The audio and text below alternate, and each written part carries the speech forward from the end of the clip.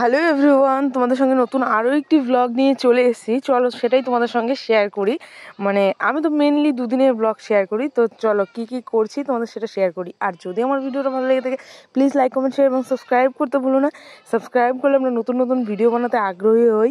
আর হ্যাঁ, প্রথমেই বলে নিচ্ছি যে আমার ভিডিওতে কিছু কিছু মানুষ এত সুন্দর কমেন্ট করছো, তোমাদের এই কমেন্টগুলো দেখে আমি সত্যি আনন্দিত, আরও আগ্রহ বাড়ছে ভিডিও বানানোর জন্য। এই যে দেখো শুরু হয়ে গেছে পাকুর দুষ্টুমি। এত দুষ্টুমি করে, দোকানের ওপর থেকে এবার নিচে চলে এসছে। আর দোকানে খরচ নিতে এসছিল, ওর রেগে গেছে যে ওকে কিছু দিনেই বলে ও এরকম করে ঢং করছিল। তারপরে আমি রাগের চোটে দোকান থেকে বেরিয়ে এসেছি।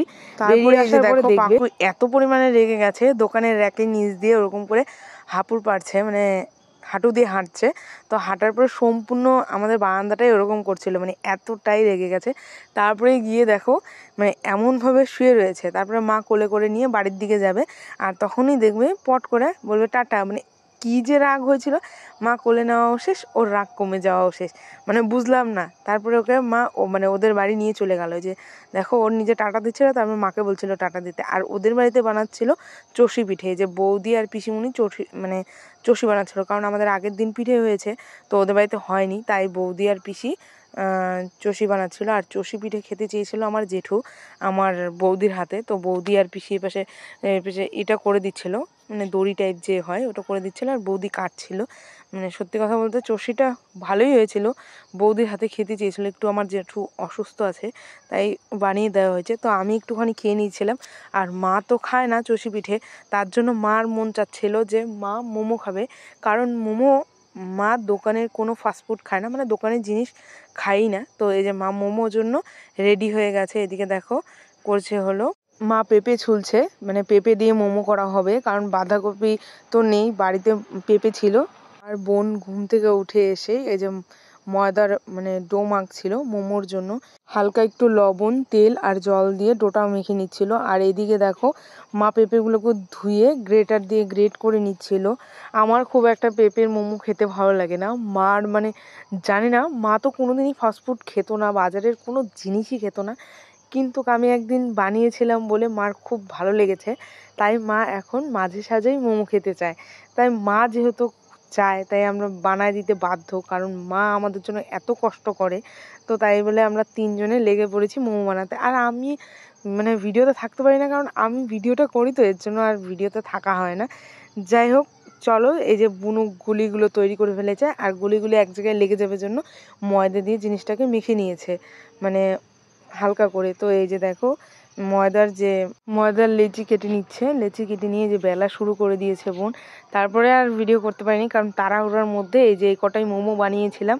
মোমোগুলো একটু বড় বড় বানিয়েছিলাম, টাইফু টাইপের। এই যে খেয়ে নিচ্ছি চাটনি দিয়ে, জব্বর টেস্ট হয়েছিল। এই যে বোন, আমি, মা, তোমাদের সেটা শেয়ার করতে পারিনি। এই যে দেখো বোন রিয়াকশান দিবে। বোনের রিয়াকশান তো তোমরা আগের ভিডিওতে হয়তো দেখেইছো, লোভনীয় ছিল। তার সাথে আচারটা ছিল না ঝাল ঝাল, দারুণ টেস্ট হয়েছিল। মোমোটাও ঝাল ঝাল ছিল। তারপরে এই যে দেখো বোন রাতেবেলা পড়তে বসছে, হঠাৎই আমি জাগনা পেয়ে দেখি যে মোবাইলটা হাতে, বই মোবাইল দুটোই হাতে। দেখো আমি হালকা করে ডাক দেবে, যে দেখো জাগনা হয়ে গেছে, বলে কি আমি তো ঘুমোইনি, আমি মোবাইলও দেখিনি। তারপরে পরের দিন দেখো সকালবেলা এত রোদ উঠেছে, তো পাশের বাড়ির একটা ভাগ্নি এসেছে, তো সেই ভাগ্নিকেই দেখতে গিয়েছিলাম। এই যে দেখো গুলুমুলু, এত গুলুমুলু, কি গালগুলো দুটো ধরে টিপে দিই এরকম মনে হচ্ছিল। তো তারপরে আমার দুপুরবেলা রান্না ছিল মাছের ঝোল, মাছগুলো রয়ে গেছিলো, তো সেই মাছের ঝোলই রান্না করতে গিয়েছি।